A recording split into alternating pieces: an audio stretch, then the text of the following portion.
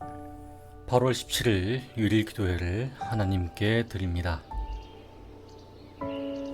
함께 읽을 성경 본문은 스가랴 11장 1절부터 17절 말씀입니다. 영상을 보면서 함께 읽도록 하겠습니다. 레바논아, 내 문을 열고 불이 내 백향목을 사르게 하라. 너 잣나무여 곡할지어다. 백향목이 넘어졌고 아름다운 나무들이 쓰러졌음이로다. 바산의 상수리 나무들아 곡할지어다. 무성한 숲이 엎드러졌도다. 목자들의 곡하는 소리가 나며 그들의 영화로운 것이 쓰러졌음이로다. 어린 사자의 부르짖는 소리가 나며 이는 요단의 자랑이 쓰러졌음이로다. 여호와 나의 하나님이 이르시되 너는 잡혀 죽을 양떼를 먹이라. 사들인 자들은 그들을 잡아도 죄가 없다 하고 판 자들은 말하기를 내가 부요하게 되었은즉 여호와께 찬송하리라 하고 그들의 목자들은 그들을 불쌍히 여기지 아니하는도다. 여호와가 말하노라. 내가 다시는 이 땅 주민을 불쌍히 여기지 아니하고 그 사람들을 각각 그 이웃의 손과 임금의 손에 넘기리니 그들이 이 땅을 칠지라도 내가 그들의 손에서 건져내지 아니하리라 하시기로. 내가 잡혀 죽을 양떼를 먹이니 참으로 가련한 양들이라. 내가 막대기 둘을 취하여 하나는 은총이라 하며 하나는 연합이라 하고 양떼를 먹일세.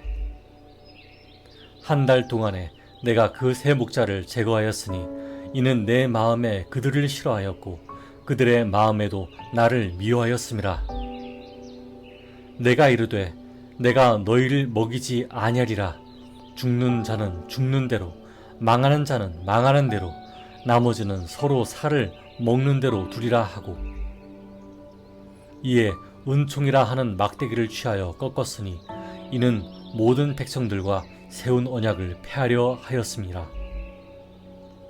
당일에 곧 폐함에 내 말을 지키던 가련한 양들은 이것이 여호와의 말씀이었던 줄 안지라. 내가 그들에게 이르되 너희가 좋게 여기거든 내 품삯을 내게 주고 그렇지 아니하거든 그만두라. 그들이 곧 은 30개를 달아서 내 품삯을 삼은지라. 여호와께서 내게 이르시되 그들이 나를 헤아린 바 그 삭을 토기장에게 던지라 하시기로 내가 곧 그 은 30개를 여호와의 전에서 토기장에게 던지고 내가 또 연합이라 하는 둘째 막대기를 꺾었으니 이는 유다와 이스라엘 형제의 의리를 끊으려 함이었느니라. 여호와께서 내게 이르시되 너는 또 어리석은 목자의 기구들을 빼앗을지니라. 보라, 내가 한 목자를 이 땅에 일으키니 그가 없어진 자를 마음에 두지 아니하며 흩어진 자를 찾지 아니하며 상한 자를 고치지 아니하며 강건한 자를 먹이지 아니하고 오히려 살찐 자의 고기를 먹으며 또 그 굽을 찢으리라. 화 있을진저 양떼를 버린 못된 목자여 칼이 그의 팔과 오른쪽 눈에 내리니 그의 팔이 아주 마르고 그의 오른쪽 눈이 아주 멀어 버릴 것이라 하시니라. 아멘. 오늘 우리의 예배와 기도를 받으시는 하나님을 뵙습니다. 말씀을 나눌 때 하나님의 임재가 우리 가운데 있기를 바랍니다. 오늘은 잡혀 죽을 양떼를 위하여 라는 제목으로 말씀을 전하겠습니다. 우리나라의 신화수필에서는 사람을 마치 나무로 표현하는 것을 볼 수 있습니다. 대나무 같은 사람은 심지가 곧은 사람을 말하고 소나무 같은 사람은 청렴 결백한 사람을 말합니다. 이처럼 우리는 사람을 나무로 상징할 때 그 사람의 성격이나 사상 인품을 말해줍니다. 특별한 경우를 제외하고 사람을 나무로 상징할 때 아주 좋은 이미지를 주지요. 사람을 나무로 상징하는 경우는 이스라엘도 마찬가지였습니다. 예를 들어 시편을 봅시다.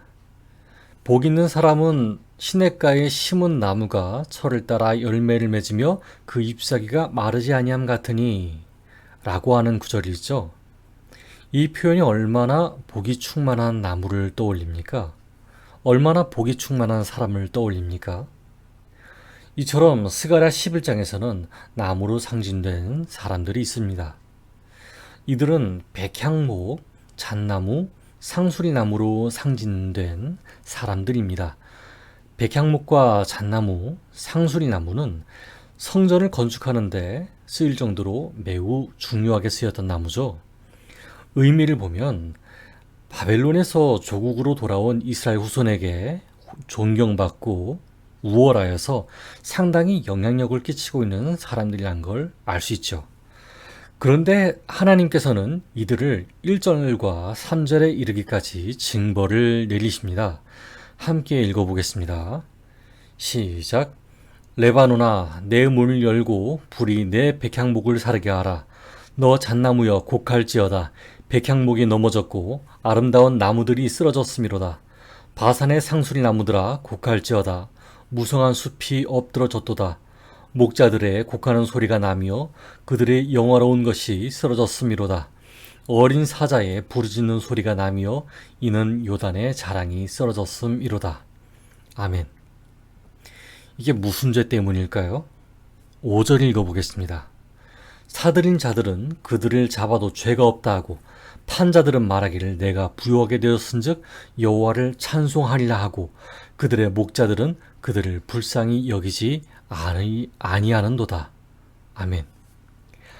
이들은 정확히 누구라고 표현되어 있지 않습니다만 백성을 불쌍히 여기지 않는 사람들이었습니다. 무슨 행동 때문이었을까요? 지도자라고 불리는 사람들이 백성을 매매하고 있었습니다. 인권이 없이 자기 민족을 사고 파는 모습이었지요. 비인격적입니다. 사람다운 삶을 살아야 할 사람들이 비인간적인 대우를 받고 있었습니다. 그런데 매매하는 지도자들은 그렇게 번 돈으로 하나님께 찬양했습니다. 바벨론 포로기 전에 있었던 일들을 그대로 답습하였던 거죠. 그런 일들을 지켜보는 사람들은 신경 쓰지도 않고 있었고요. 같은 지도자들인데도 불구하고요.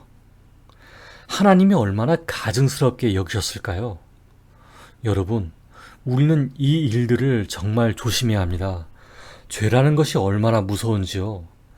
저는 제일 닮기 싫어하는 어떤 사람이 있었습니다. 그에게 적지 않은 상처를 받고 화가 머리끝까지 나 있었고요. 그에게서 멀어지고 난 뒤에 그의 말투나 행동을 따라하게 될까봐 매우 염려하고 주의했습니다. 시간이 지나고 나서 보니 깨달은 것이 있었는데요.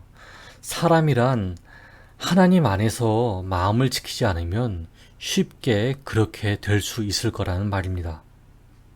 여러분, 우리 모두 주의합시다. 자, 이어서 말씀을 전하겠습니다. 하나님께서는 3명의 지도자의 목숨을 앗아가셨습니다. 그리고 지도자 아래에 있는 백성들을 가련하게 여기셨죠. 그들은 잡혀 죽을 양떼와 같았습니다. 내가 잡혀 죽을 양떼를 먹이니 참으로 가련한 양들이라. 내가 막대기 둘을 취하여 하나는 은총이라 하며 하나는 연합이라 하고 양떼를 먹일세.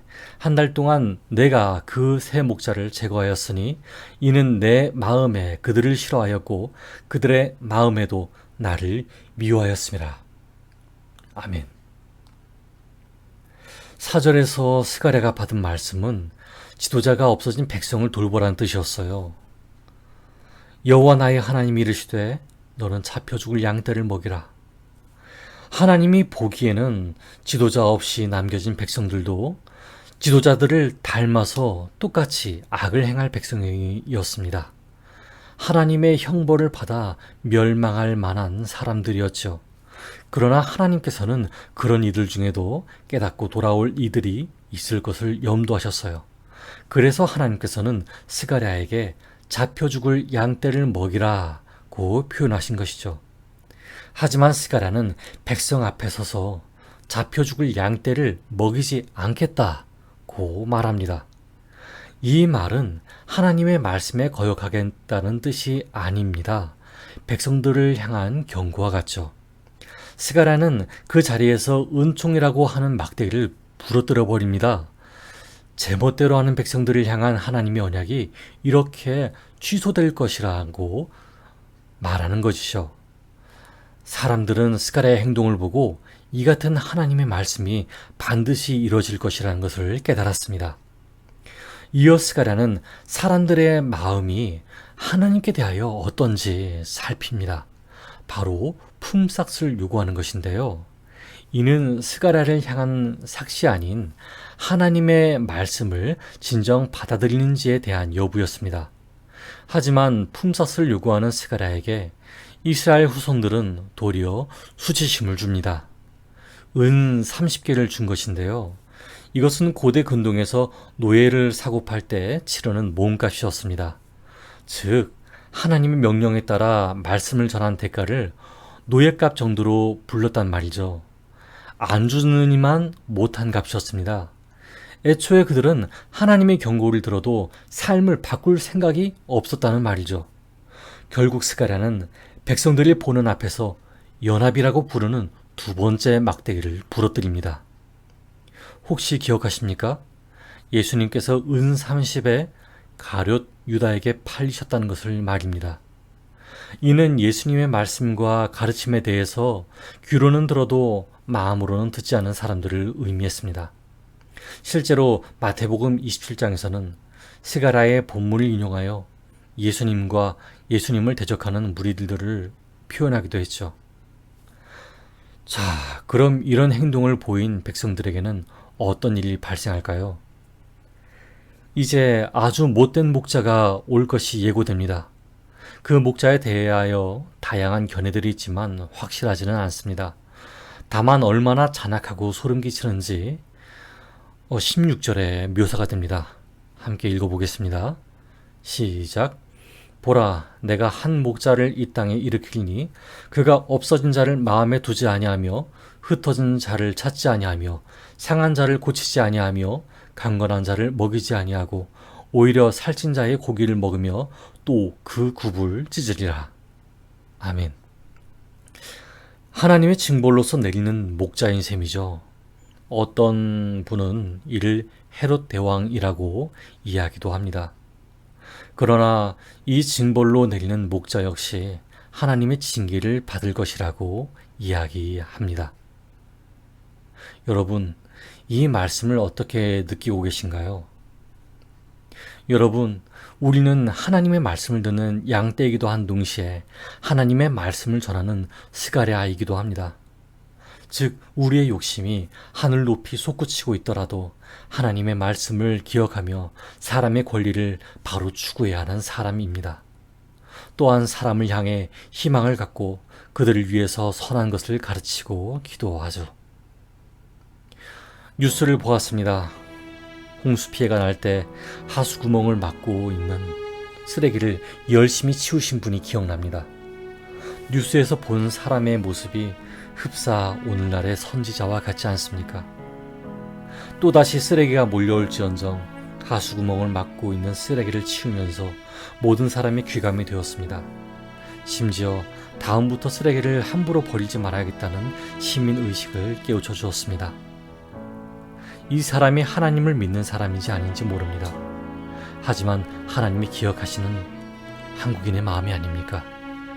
우리가 이 모습을 본다 하더라도 쓰레기를 여전히 아무렇게나 버리면서 이 지구가 그저 안전하기만 바란다는 것은 우리의 욕심이 아닐까요?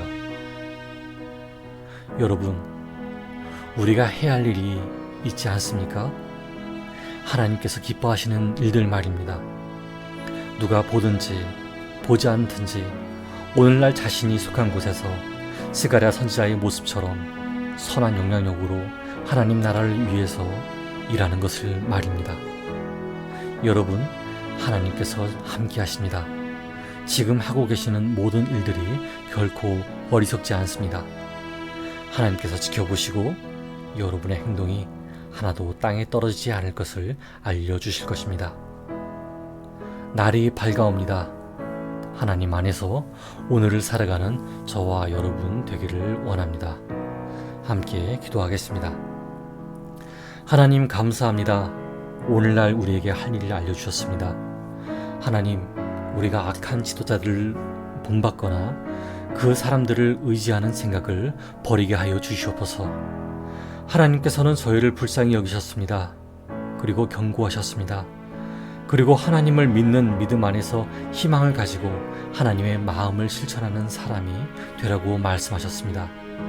하나님, 사실 우리의 삶에는 사람에 대한 희망을 보기 힘듭니다. 많이 상처 입고 많이 실망했기 때문입니다. 수많은 사람들이 서로에게 이렇게 하면 안 된다, 이렇게 해야 된다 많이 운동을 하고 권하고 있지만 변화되는 사람이 너무 적어서 우리의 마음이 실족하기도 합니다. 하지만 이스라엘 후손들을 포기하지 않으신 것처럼 하나님께서는 우리를 포기하지 않으심을 믿습니다. 그러니 저희에게 오늘 하나님의 뜻을 실천할 수 있게 저희에게도 포기하지 않는 마음을 허락하여 주시옵소서. 새로운 희망을 허락하여 주시옵소서. 그리함으로 이 땅에 하나님 나라가 세워지게 하여 주시옵소서. 예수 그리스도 이름으로 기도드렸습니다. 아멘. 이제 각자의 기도 시간을 가지며 기도합니다. 첫째, 잘못된 지도자들의 행위를 본받거나 따라가지 않게 해달라고 기도합시다. 둘째, 하나님 말씀을 전하고 사랑을 실천할 때 사람을 향한 새로운 희망으로 채워주시기를 기도합시다. 함께 기도하겠습니다.